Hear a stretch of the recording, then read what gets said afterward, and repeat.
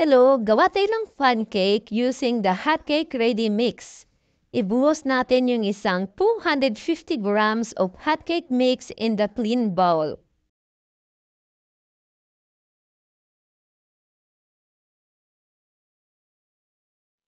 Tapos isunod natin ilagay ang 1 medium size of egg.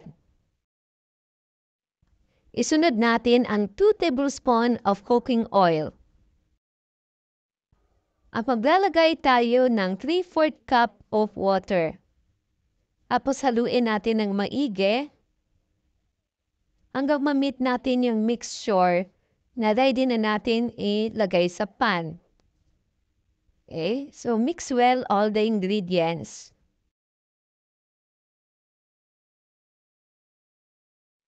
So ayan, ready na yung mixture natin.